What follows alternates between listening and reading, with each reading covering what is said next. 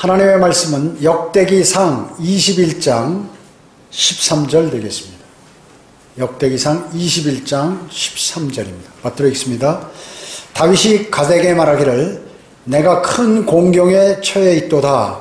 이제 나로 주의 손에 떨어지게 하라. 이는 주의 자비가 심히 크심이라. 나로 사람의 손에 떨어지지 않게 하라 하니라. 이렇게 얘기했습니다. 하나님의 손에 떨어져야지 사람의 손에 떨어지면 자신이 지금 큰일 나게 생겼다 그 얘기죠. 지금 죄를 졌어요. 죄를 짓고 지금 갓 선지자의 그러한 말에 지금 돌아서는 거죠. 오늘 말씀 제목은 전능하신 하나님의 손입니다. 전능하신 하나님의 손입니다. 오늘 이 본문 상황은 사탄이 다윗을 충동질했습니다. 충동하여서 이스라엘의 수를 계수하도록 그렇게 한 것이에요. 자, 사탄이 다윗을 충동했다. 지금 전쟁에서 다 이기고 나라가 견고하게 되니까 야, 이제 우리도 강성하게 됐구나. 이제 얼마 정도 되는지 파악해봐야겠다. 너무나 군사들이 많기 때문에. 그래가지고 이제 요압 장군을 통해서 이제 파악해보라고 명령했는데 요압은 그걸 싫어했죠. 그러나 다윗이 계속해서 파악하라고 하니까 파악했는데 이제 별로 안 좋기 때문에 하긴 해야겠고, 그러니까 레위 자손과 베냐민 지파 자손은 빼고 세니까 157만 명의 군사가 동원시킬 수 있는 군사가 157만이라면 말이죠. 이때 BC 약 1000년경에 지금 우리나라 군대가 얼마예요? 60만.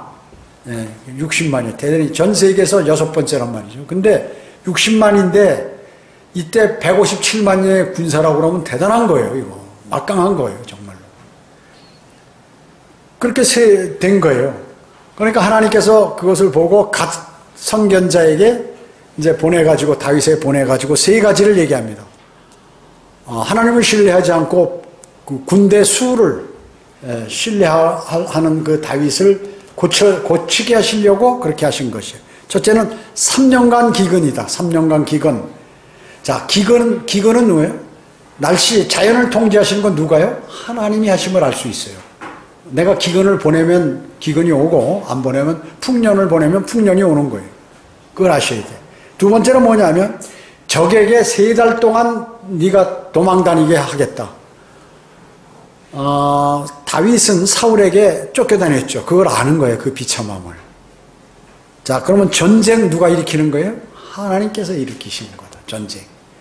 세 번째는 전염병이 3일간 이스라엘에 창궐하도록 하겠다. 3일간. 자, 전염병 누가 보내시는 거예요? 하나님이 보내시는 것입니다. 그래가지고 이제 하나님께서 세 가지 중에 하나를 선택하라 그러죠. 네가 죄 지었으니까. 그래서 이제 그 전염병을 선택하게 돼서 7만 명이 이스라엘에 죽었어요. 그러니까 막 다윗이 말이죠. 내가 벌 받아야 되는데 왜 백성들이 벌 받냐고 이렇게 이제 회개하는 거죠. 그러면서 오늘 본문에 나는 지금 큰 공경에 빠져 있다. 내가 하나님의 손에 떨어져야지. 만약에 사람의 손에 떨어지면 하나님의 자비를 받을 수 없다라고 지금 회개하고 있는 것입니다. 이와 같이 지금 하나님의 손에 자신이 있어야 된다는 것이죠. 하나님께서 하나님께서는 우리처럼 육체가 있으시거나 손이 있는 건 아닌데 지금 여기 하나님의 손이라고 표현한다 그 얘기죠. 하나님께서 우주를 창조하실 때는 손이 필요하지 않으시죠. 뭘로 하셨습니까? 말씀으로 창조하셨습니다. 말씀으로.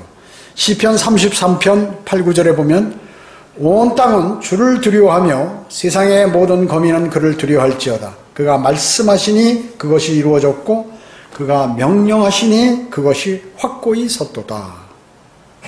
말씀으로 명령해서 이 우주를 창조하셨다 그 얘기죠. 맞죠? 창세기에 보면요. 그런데 하나님의 손이 없으시다면 왜 하나님께서 성경에 손이란 말을 사용하셨습니까? 하나님께서는 인간들이 그분의 인격을 알기를 원하는 것이에요. 즉 나도 너희의 생각과 같이 너희가 인격이 있는 것처럼 나도 인격이 있다. 그래서 이 손이라는 것을 표현함으로써 사람들이 하나님의 움직임, 또 이런 생각, 이런 것들을 어느 정도 알도록 하시는 것이죠. 그래서 하나님은 언어나 글씨로서 인간에게 전하여 일하시기를 원하는 것입니다. 무슨 꿈이나 환상이나 예언이 아니라는 것이죠. 하나님의 형상대로 창조된 인간은 하나님과 비슷한데 이를 사용하심으로 자신을 전달하시는 것이에요. 하나님 손이 필요하지 않은데 하나님의 손을 말씀함으로 이렇게 인간에게 쉽게 다가올 수 있다 그 얘기죠. 손은 인간에게 대단히 유용하죠. 만약에 인간이 손이 없다고, 여러분 유인원들, 침판치라든지 원숭이 같은 얘네들이 뭐예요? 사람과 같이 손을 움직이잖아요. 그러니까 머리가 좋대. 손이 움직이니까. 그래서 뭐 글을 쓰려고 손으로 쓰죠. 뭘 잡으려도 손으로 하죠. 모든 게 손으로 하는 거예요. 그 문명이 있는데 이 손이 없다고 그러면 사람의 문명이 이렇게 제대로 발전하기가 어렵겠죠. 땅을 파려고 그래도 삽을 잡아야 손이 있어야 된다 그 얘기죠. 컴퓨터 하려도 손이 있어야 되고, 펜을 잡으려도 손, 뭐 전부 손이 필요한 것이에요. 전쟁을 하기 위해도 포를 쏠래도 포 당기고 누르고 보단을 누르고 하는 거 다 손으로 한다 그 얘기죠. 총이나 칼도 손으로 잡고 다 이렇기 때문에 손이 대단히 중요한 것인 것이에요. 인간은 자기의 인격의 특성인 지성, 감정, 의지를, 의지의 결정을 자신의 지체를 통해서 하게 되어 있어요. 그 중에서도 특히나 손을 통해서 한다 그 얘기죠. 자기의 뜻을 글로 표현하고 이렇게 하잖아요. 물건을 손으로 잡고 손으로 뭐 지시하고 이런 것들을, 자기의 그 모든 안에 있는 것들을 손을 사용해서 이렇게 하게 되어 있다는 것입니다. 하나님께서도 역사하시는 인격적인 하나님이심을 인간에게 전달하시기 위해서 바로 하나님의 손이라는 개념을 사용하시는 것입니다. 즉 하나님은 그분의 말씀을 인간에게 정확하게 이해시키시기 위해서 우리가 아는 그 용어를 사용하시는 것이에요. 예를 들어서 우리가 지금 아침이면 해가 뜨고 저녁이면 해가 진다 이렇게 얘기하잖아요. 해가 뜨고 진다. 옛날부터 사람들이 그렇게 해가 뜨고 진다고 이렇게 얘기를 했어요. 그러니까 왜 해가 뜨고 하나님께서도 지니까 지구는 평평하다 그 얘기죠. 지구는 고정되어 있고 해와 달들이 움직이는 것이다 이렇게 해서 주장을 하고 있는 거죠. 어리석은 사람이죠. 하나님께서 왜 해가 뜨고 진다고 하셨을까요? 인간이 그렇게 말하니까 쉽게 이해시키기 위해서 그렇게 하신 말씀인데, 이렇게 지구가 평평하다고 얘기하는 사람들이 이 얘기를 하는 것이에요. 이 구절을 대가지고 말이죠. 그러면 하나님께서 자신의 손을 어떻게 사용하시는지 알아보도록 하겠습니다. 첫 번째, 주님의 손은 창조와 보존을 하신다. 창조하시고 또 보존을 하신다는 것입니다. 성경은 어때요? 우리의 성경은 뭘로 되어 있나요? 하나님의 영감으로 기록하셨죠. 그래서 그 영감을 받은 사람이 손으로 대필한 거 아니에요. 이렇게 쓴 거거든요. 그리고 그 수천 년 전에 있던 성경이 우리 손에 쥐어질 수 있도록 하는 그 섭리적으로 보존해서 우리들 손에 들려지게 하신다 그 얘기죠. 이사야 45장 12절에 보면 내가 땅을 만들었고 그 위에 사람을 창조하였느니라. 내가 내 손으로 하늘들을 펼쳤으며 내가 그 모든 군상들에게도 명하였도다. 하나님께서 내 손으로 하늘을 다 펼치셔서 만드셨다. 그렇게 말씀하고 계시는 것이. 하나님께서는 결코 작은 우주를 창조하신 게 아니죠. 하나님께서는 공간을 아주 광활하게 창조하시고 거기에 밤에 볼 수 있는 수많은 별들 이런 걸 다 만드셨어요. 그 별을 중심으로 도는 위성들도 두셨고 은하계들을 만드셨다는 것입니다. 우주에는 뭐가 있다고 그래요? 1000억 개의 은하계가 있다고 그러죠. 그 한 은하계에는 약 1000억 개 이상의 별들이 있다는 거. 어마어마하게 별 숫자가 많은 거죠. 셀 수 없을 정도로. 그분은 원하시는 일을 위해서 그 중에서도 아주 이 작은 지구, 이 지구를 선택하신 것이죠. 거기에서 바로 여러분들을 선택하셨다. 그리스도인을. 그러니까 우리 그리스도인이 광활한 우주 가운데 그 전보다 작은 그러한 존재인데 하나님께서 그 사람을 선택하신 거죠. 그래가지고 교제하시고 말씀을 주시고 또 그를 통하여 하나님의 사역을 펼치시고 이렇게 하신다 그 말씀이죠. 위대하시죠. 위대하십니다. 그러게 그리스도인은 대단한 존재라는 것이죠. 대단한 존재예요. 시편 104편 25절에 보면 주께서 옛날에 땅에 기초를 놓으셨고 하늘도 주의 손의 작품이니이다. 하늘도 주님의 손으로 만드신 작품이라. 우주가 어떤 거고 또 얼마나 넓게 펼쳐져 있는가를 깨닫는다 할지라도 하나님께서는 이 모든 것을 다 창조하셨다 그 얘기죠. 여러분 허블 만환경보다 더 큰 만환경 지금 쐈다고 그러는데 이제 촬영해 오면 우주가 얼마나 광대하고 아름답고 그런지 아마 더 여러분 보실 수 있을 거예요. 뿐만 아니라 원하시는 때 우주의 작은 부분 속에서도 하나님께서는 역사하고 계신다는 것이에요. 멀리 떨어진 셋째 하늘에서도 하나님의 손이 역시 그 하나님의 손길이 닿지 않는 것이 하나도 없는 것입니다. 여러분 어떻습니까? 제가 자주 말씀드리잖아요. 여기 청주에 보면 그 종합운동장 야구장이 있어요. 사람들이 보면 거기 아주 상당히 넓은 것 같죠. 만약에 그 야구장이 우주라고 생각했을 때 우리 지구가 속해 있는 은하계가 바로 우리 은하란 말이죠. 우리 은하. 그러면 그 큰 은하에 별이 몇 개면 1000억 개 이상이 되는데 그 별 중에 하나가 태양이에요. 그 지구는 뭐냐면 그 태양의 위성이라고 얘기죠. 이해가 되십니까? 그러니까 우리 은하가 우리 은하 안에 1000억 개 별이 있는데 그런 우리 은하와 같은 1000억 개 은하가 우주에 또 있는데 우리 은하 가운데에서 1000억 개 별 중에 하나가 태양인데 그 중에 속해 있는 태양을 중심으로 도는 위성이 지구라. 그 지구에 사는 우리라고 얘기죠. 그러면 야구장에 야구공이 있는데 거기에 먼지가 하나 붙어 있어요. 그 먼지가 크기가 우리 은하의 크기라고 얘기죠. 1000억 개 먼지 안에 1000억 개의 별이 들어가 있는 것과 같고 그 별 중에 하나가 태양이고 그 태양을 도는 위성이 지구라고 얘기죠. 지구에 대한민국에 살고 있는 청주 성령침례교회 지금 경배드리고 있는 분이 여러분이다. 우주를 생각하면 얼마나 큰지 뭐 상상이 안 갑니다. 거의 개략은 이해가지만 너무나 광대했어요. 하나님께서는 창조하셨을 뿐만 아니라 그분의 손을 생물이나 무생물들을 보존하는 데 사용하신다고 얘기죠. 자연도 통제하신다는 것이죠. 시편 145편 16절에 보면 주의 손을 펴사 모든 생물의 원함을 만족시켜 주시나이다. 풀벌레 하나, 개미 하나, 지렁이 하나, 세균 하나, 바이러스 하나, 모든 생물의 원함을 만족시켜 주신다. 뭘? 주님의 손으로.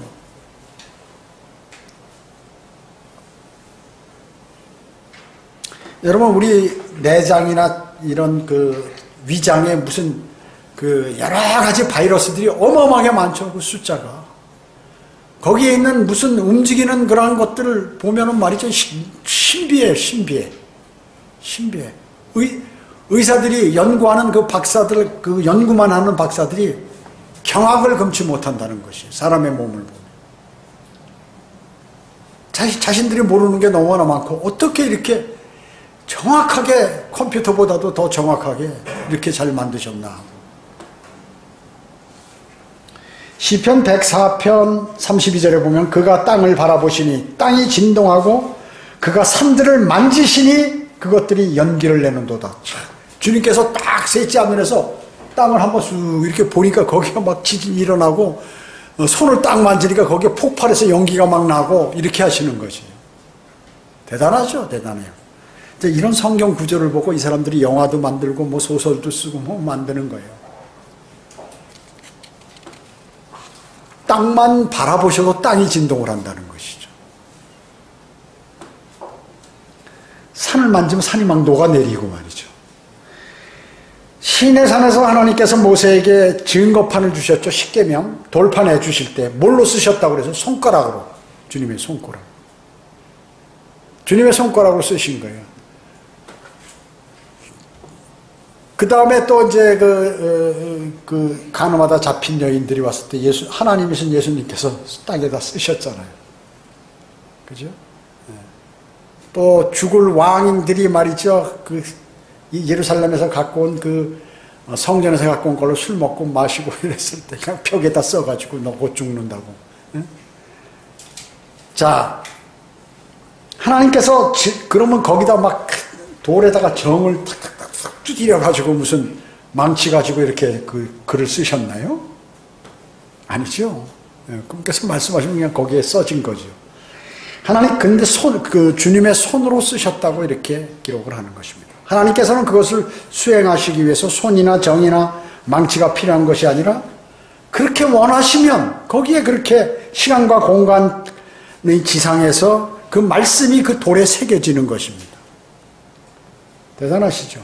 인간 측면에서 보면 이해가 잘 안 되는 것이에요. 그래서 인간이 이해를 못하기 때문에 주님의 손으로 쓰셨다고 이렇게 말씀하는 것이죠. 아마겟돈 전쟁 때 어떻습니까? 재림하실 때, 아마겟돈 전쟁할 때 유행군들이 이제 그 적그리스도의 군사와 유행군들을 전부 다 이렇게 죽이시죠. 피가 말고삐까지, 깊이가 말고삐까지 차고 약 300km 이상이 그 피의 강이 흐르게 됐죠. 그럼 그때 뭐 칼싸움하고 총싸움 하시나요?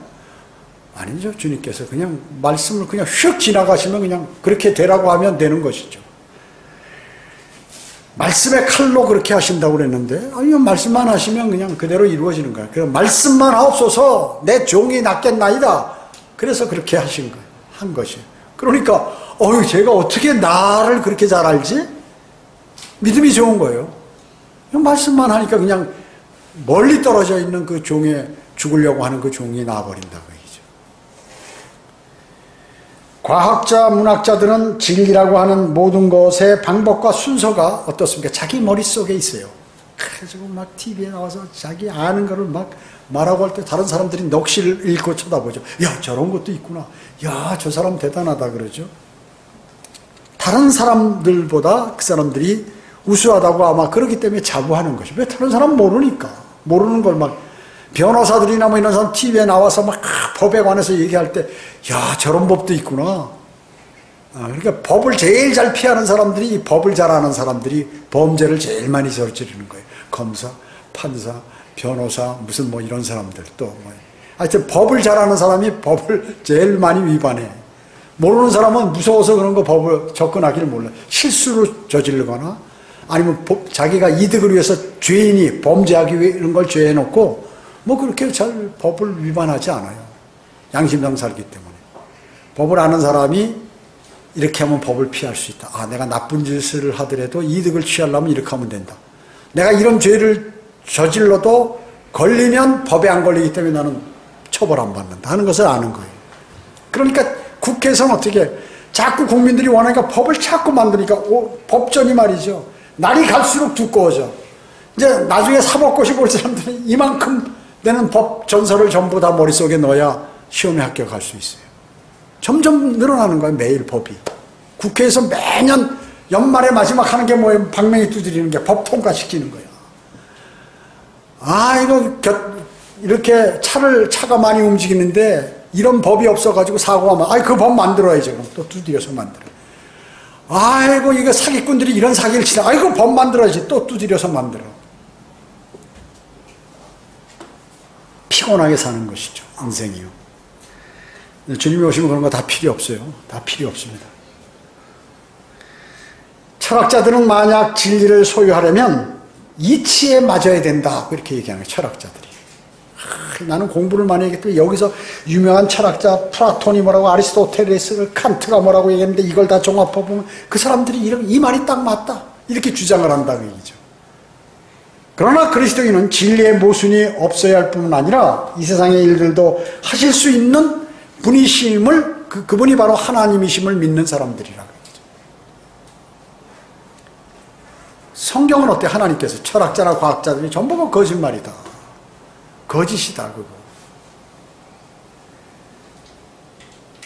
그러게 그리스도인은 환난과 시련 속에서도 요동치 않는 사람인데 그 이유는 셋째 하늘에 그래서 지금도 하나님께서 일하고 계시기 때문에 그렇습니다. 나를 도우실 수 있고 내가 기도하면 들으시고 그 일을 추진하시고 하신다. 그분은 쉬지 않으세요. 그 사실을 우리는 안다는 말씀이죠. 그 아는 사람이 그리스도인입니다. 두 번째, 하나님의 손은 자신의 백성과 자녀를 돌보시는 데 사용한다. 그분의 손은 하나님의 자녀들을 또 자신의 백성이나 자녀들을 돌보시는 데 사용한다. 돌보신다. 하나님의 백성은 누구예요? 이스라엘이죠. 하나님의 자녀는 뭐예요? 그리스도인이죠. 그리스도인.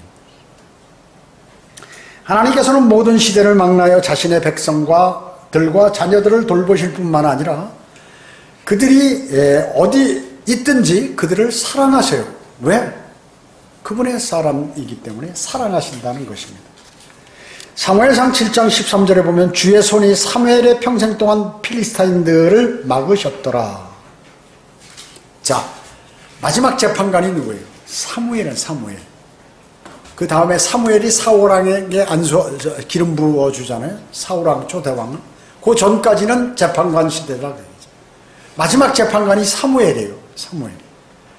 그런데 사무엘이 주의 손이 주님의 손이 필리스타인을 막았다 그 얘기죠. 그렇기 때문에 사무엘이 있을 때는 막강했어요. 필리스타인이 감히 이스라엘을 침공하지 못했어요. 사무엘이 있을 때. 그러나 때로는 악한 사람들이 더 잘 될 때도 있다 그 얘기죠. 그런 생각을. 여러분 시편 73편 한번 펴보세요.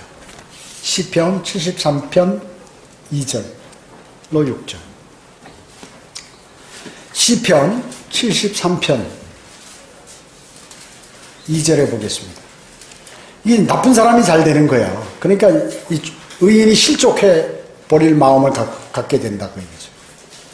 시편 73편 2절 보면 그러나 나로 말하면 내 발이 거의 실족할 뻔하였고 내 걸음은 미끄러질 뻔하였으니 자기가 실족할 뻔했다. 왜?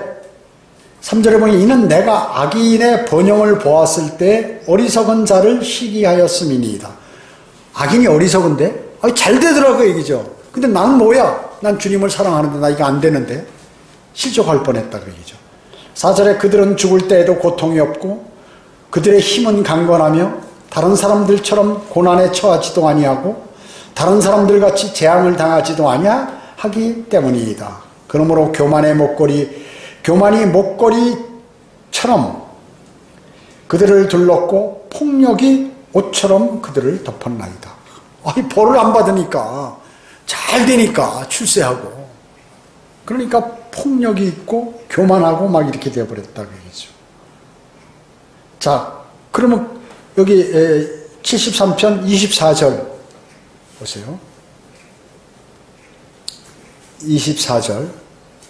24절 아래로 보면 주께서 주의 권고로 나를 인도하실 것이요 후에는 나를 영광으로 영접하시리이다. 지금 이 사람이 실족할 뻔했는데 가만히 보니까 이제 알았다 그 얘기죠.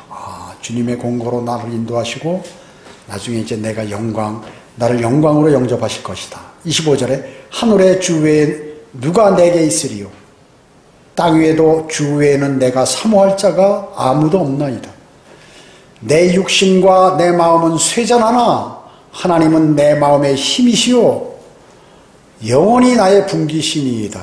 보소서 주로부터 멀리 있는 자들은 멸망하리니 주께서는 주를 떠나 음행하는 게 뭐예요? 우상 숭배하는 거.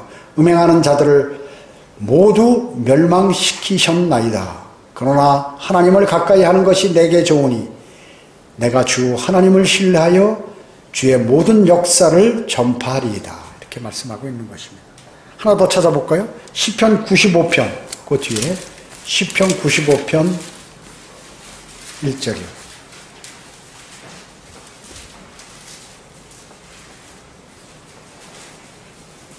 시편 95편 1절에 보면 오라 우리가 주께 노래하자 우리가 우리 구원의 반석을 향해 즐겁게 부르자 감사함으로 그의 면전으로 나가며 시로 그에게 즐겁게 부르자. 주님을 찬양하자 그 얘기죠. 나의 구원의 반석이신 그분께. 이는 주께서 위대하신 하나님이시며 모든 신들 위에 계신 위대한 왕이심이라. 땅의 깊은 곳들이 그의 손 안에 있으며 산들의 힘도 그의 것이로다.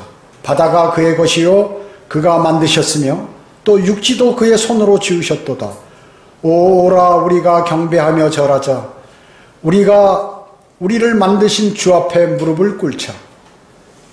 이는 그가 우리 하나님이시며 우리는 그의 초장의 백성이요 그의 손에 양임이라. 오늘 너희가 그의 음성을 듣거든 경노의 때와 같이 또 광야에서 시험의 날과 같이 너희 마음을 완악하게 하지 말라. 자, 우리는 그의 초장의 백성이라 말이죠. 그분의 손에 달려 있다는 것이죠. 예, 그분의 손에 달려 있다.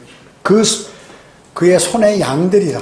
그분께서 우리를 인도하시는 우리는 양이라 그 얘기죠. 그분의 손에 달려 있다는 거. 우리는요. 그분의 손이 우리를 나쁜 곳으로 인도하면 나쁘게 되고 좋은 곳으로 인도하시면 좋게 되고 하는 것이죠. 어리석은 양을 구하기 위해 지팡이를 사용하는 것도 뭐예요? 목자의 손이죠. 예. 어리석은 양이 다른 데로 떨어지는 늑대가 있는 곳으로 막 가는 거야. 쳐가지고 못 가게 해서 야, 일로 다시 돌아와라. 이렇게 하죠. 양의 무리를 쫓는 이리를 쫓는 것도 뭐예요? 목자가 하는 것이에요. 맹수들이 그 양 잡아먹으려고 막 오는데 그 목자가 있으니까 접근은 못하고 막대기를 막 후려치니까 이게 무서워가지고 그 목자의 손에 달려있다 그 말씀이죠. 우리는 그 목자가 누구예요? 주 예수 그리스도이시다. 주 예수 그리스도.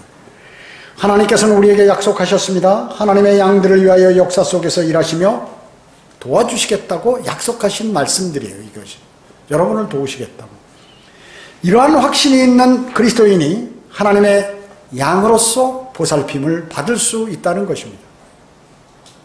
신명기 33장 3절에 보면 정녕 그분께서 그 백성을 사랑하셨으며 모든 그분의 백성도 주의 손에 있으니 그들이 주의 발 아래 앉아서 모두가 주의 말씀을 받으리이다. 이렇게 씁니다. 우리 성도들이 모두가 주님의 손에 달려있다. 주님의 손에. 여러분은 주님의 손에 지금 있는 것이에요. 그 주님께서 좋은 곳으로 손 위에 올려놓고 좋은 곳으로 여러분을 인도하시는 주님의 말씀에 순종하는 자에게, 그렇지 않은 자에게 탁 쳐서 밑으로 내리면 가시밭에 떨어져가지고 고생하다가 또 회개하면 다시 손으로 집어서 올리시고 하는 이런 의미라 그 말씀이죠. 세 번째, 주님의 손은 자녀를 징계하시기도 하시고 또 주님께서 우리를 부르시기도 하는 거예요. 초청하시기도 하는 거예요. 주님의 손은 자녀를 징계하고 초청하신다. 부모도 어린이 교육을 위해서 어때요? 때로는 손으로 때리기도 하죠. 물론 요새 부모가 너무 세게 때리면 부모도 법에 걸려. 참 이거 법이 이상하게 하나님의 법으로부터 점점 세상 법은 멀어지는 거예요. 세상 법은 멀어지는 것입니다. 그래서 하나님께서도 자녀를 징계하실 필요가 있을 때 그분의 손을 쓰시는 거예요. 손으로 매를 드시는 것이에요. 그래서 손이라는 표현을 짓는 거예요. 인간들이 쉽게 알아듣게 하기 위해서 그렇게 하신 것이에요.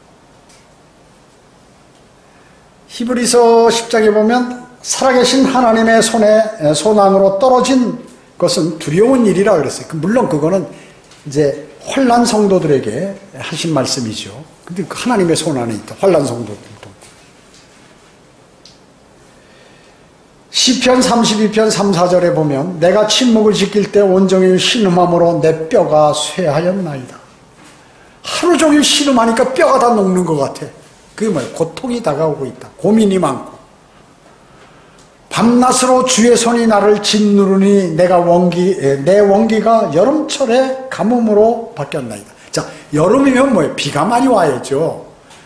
비가 올 때는 오고 안 올 때 안 와야 되는데 여름에 가뭄이 되면 가을 농사고 난 추수금 어떻게 되나요? 나머지 농사가 잘 안 되겠죠. 그와 같이 주의 손이 나를 짓누르니까 아마 주님께서 기도응답도 안 하시고 나는 계속 고난으로 모르신다 그 얘기죠. 어려움과 위험이 닥칠 때 주의 손이 나를 짓누른다고 이렇게 얘기했어요. 주님께서 나를 징계하셨나이다 라는 그러한 말이에요. 주님이 나를 징계하셨구나.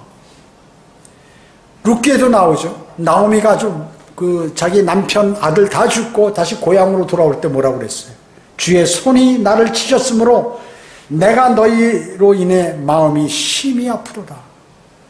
이 나오미는 말이죠. 그걸 아는 거예요. 그러니까 주님께서 나중에 복을 주시잖아요. 이걸 모르고 그냥 지나간다. 그리고 자기 멋대로 한다. 그러면 희망이 없는 거예요. 소망이 없어요. 그러면 소망이 없는 것입니다. 사무엘상 5장 9절은 주의 손이 심히 큰 멸망으로 그 성읍을 치시리이다. 전쟁을 일으키는데 그 성읍을 치시는데 주님께서 그 손으로 그걸 치신다 그 얘기죠. 필리스티아가 언약궤를 아스돗 성읍에 이렇게 아스돗 성읍과 다곤신 앞에 놓으니까 하나님께서 그 성읍을 치워버리시는 거예요. 주님의 손이 그랬다고. 그러니까 사람은 손을 사용해서 뭘 전쟁도 하고 뭐 하잖아요. 그러니까 주님께서 인간들에게 이해시키기 위해서 그렇게 하신 것이죠. 이사야 65장 2절은 내가 배반하는 백성에게 내 손을 종일 폈나니, 배반하는 백성들에게 손으로 손을 폈다 그러죠. 그들은 자기 자신의 생각을 쫓아 선하지 않는 길을 행하며, 내 생각대로, 사람의 생각은 뭐라고 그랬어요? 주님께서 악하다고 그랬는데 악한 자기의 생각을 쫓아가면서 계획하고 일을 추진하더라고 얘기죠. 하나님께서 하나님의 인도함을 받는 게 아니라 자신의 생각과 판단과 계획대로 추진을 하고 있다는 것이죠. 주님께서 손을 폈다는 것은 뭐예요? 손을 잡으려고 하시는 거죠. 어려울 때 손을 딱 피시는 거, 내 손 잡아라 지금. 그런데 탁 치면서 다른 사람 마귀의 손을 잡는다든지 자기 손을 잡는다든지 이러고 지금 순례길을 간다고 가면은 힘든 일이 많죠. 구원받지 않은 사람은 오라고 초청하시고, 구원받은 그리스도인은 주님의 품에 거하라고 초청하시는 것이. 그렇잖아요. 여러분이 복음 전하는 게 뭐예요? 다 초청하는 거죠. 그 초청을 받아들이면 영원한 생명을 얻습니다. 그리스도인을 초청하는 것은 뭐예요? 너가 하나님 뜻 안에 거하라. 하나님 말씀 안에서 거해서 아직 밖으로 튀어나가서 무슨 우상을 섬기고, 우상이라는 게 무슨 가서 어떤 불상이나 아니면 석상에 동상에 절하는 거예요. 그런 건 그냥 눈으로 보이는 거죠. 마음으로 내가 무슨 마음이 뺏겨 있는 거예요. 하나님보다 더 좋아하는 것이 있고 관심 있는 것이 많을 때 그것이 우상이에요. 그랬을 때 여러분은 그 우상으로부터 돌아서서 주님의 손을 빨리 잡으셔야 돼요. 주님의 손을 잡으셔야 합니다.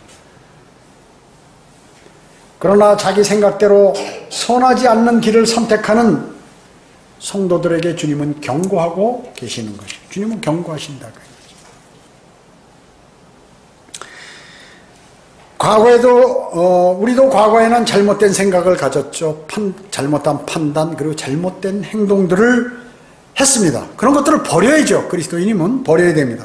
그리고 주님께 달려와서 진정 주님의 인도하심을 받고 주님의 손을 잡고 함께 걷자고 주님께서 초청하고 있는데 그 초청에 응해야 한다. 초청에 응해야 한다. 우리가 어떻습니까? 이 설교를 들으면 초청하잖아요. 그 말씀이 뭐예요? 하나님 말씀을 내 마음에 들었으면 이제 주님께서 여기에 서 계신 것이 아니지만 그러한 마음에서 주님의 말씀을 듣고 단상으로 나와서 내가 그 하나님의 말씀을 듣고 나서 내가 이제 어떻게 살겠습니다 하는 것을 주님하고 교제한다. 주님의 초청에 응하는 거예요, 그리스도인이. 근데 지금 이제 코로나라 우리가 그 자리에 서서 여기 지금 서서 이렇게 주님께 기도를 드리죠. 주님의 초청에 임하죠. 그래서 여러분들은 주님께서 주시는 그 초청에 바로 손을 내밀어서 잡아야 돼요. 항상. 다윗이 왜 주님께서 자기 마음에 맞는 사람이라고 하셨을까요? 나단 선지자가 지적할 때 그냥 울면서 막 제에 앉아가지고 막 다시 옷을 찢고 잘못했다고 그러잖아요. 갓 선지자가 얘기할 때 제발 주님의 손에 떨어지게 하지 사람의 손에 내가 떨어져서는 안 된다고 말이죠. 내가 지금 큰 위험에 처해 있다. 나를 도와달라고 지금 그렇게 얘기하잖아요. 악한 왕들은 어떻게 해요? 그럼 감옥에 가둬라 이러죠. 시드기야 같이. 그러다가 그냥 눈 뽑혀가지고 바벨론에 잡혀가잖아요. 또 가둬라 하니까 어떻게 돼? 그냥 왕 전쟁에 나가지 말라는 하나님의 말씀이 전쟁에 나가가지고 화살이 날라와서 그냥 이렇게 날아갈 화살이 말이죠. 어떻게 돌아가지고 돌아와서 여기에 딱 맞는 것이. 그것을 우리 보고 알으라고 성경에 기록해 놓으신 것이거든요. 우리 단순하잖아요, 인간은. 그리고 자신은 똑똑하고 유식하다고 생각하는데 하나님 보시기에 너무나 어리석게 보이시잖아요.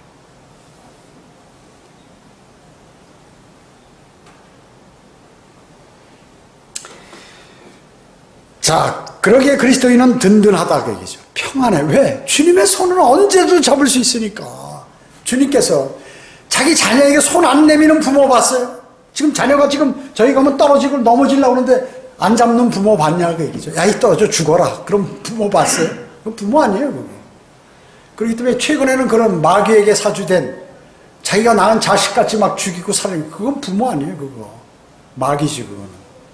마귀입니다, 마귀. 완전히요. 자기의 쾌락을 위해서 막 인간을 죽이기도 없는데 자기 몸에서 난 자식을 그렇게 죽이는 그런 부모가 있다는 게 그건 바로 사형에 쳐야 돼, 사형에.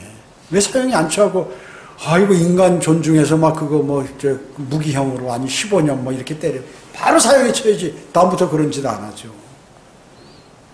법이 잘못됐어요. 법이 잘못됐어. 하나님의 법대로 하면 그게 다 정리가 돼요. 하나님의 법대로 안 하기 때문에 그러죠.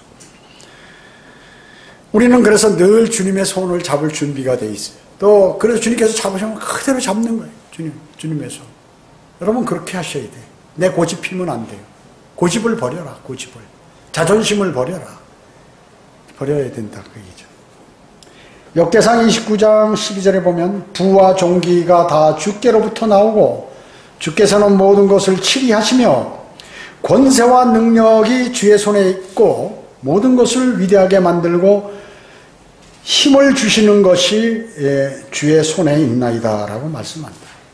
왜 국회의원들이나 이 대통령 후보자들이나 이런 사람들이 그 선거철이 되면 말이 무당 찾아가고 점술가 찾아가는 거예요? 하나님께 빌어야지. 하나님께 기도해야지.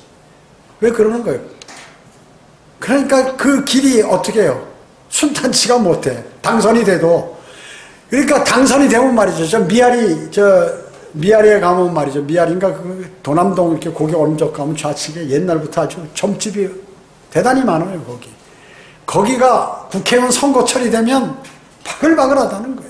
그냥 전부 변장하고 와가지고 말이죠. 그 아내들이 와가지고 되겠습니까? 안 되겠습니까? 하고 그때 이제 막 점쟁이들이 돈 챙기기 하는 거예요. 엄청나게. 거기 와가지고 그래가지고 국회의원이 돼요. 그러면 아이고 됐다고 말이죠. 맞구나. 아주 신령한 점쟁이 말이 맞구나.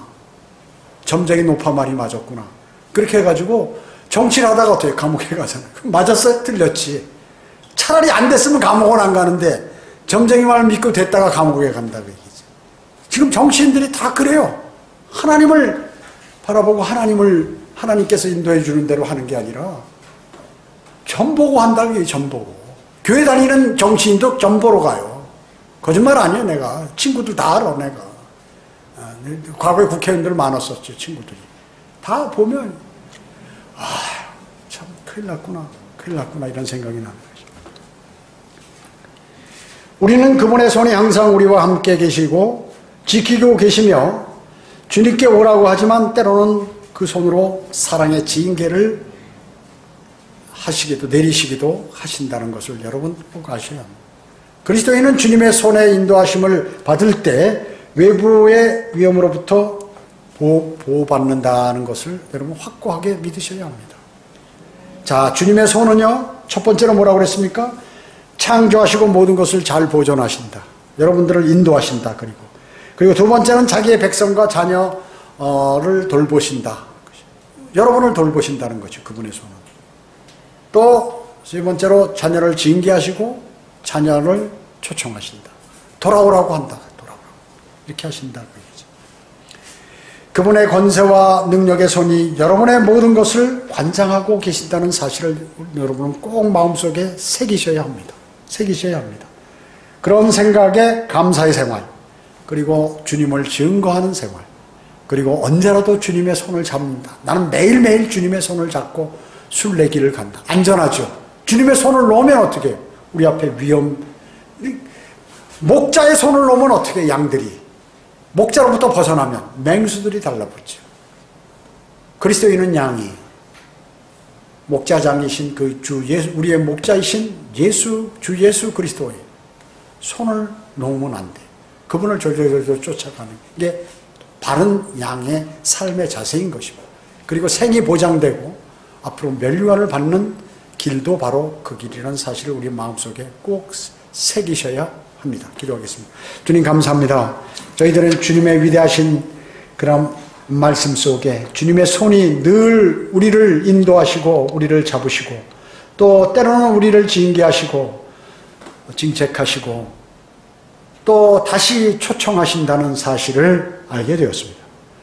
우리가 이 하나님의 위대하신 말씀을 마음속에 담고 늘 주님과 가까이하고 주님을 찬양하고 주님의 인도하심으로 삶을 살아가는 그런 위대한 그리스도인의 삶을 살아가도록 주님 인도해 주시길 간절히 기도를 드립니다. 모든 은혜 감사드리오며 다시 오셔서 저희를 데려가실 주 예수 그리스도의 이름으로 기도드립니다.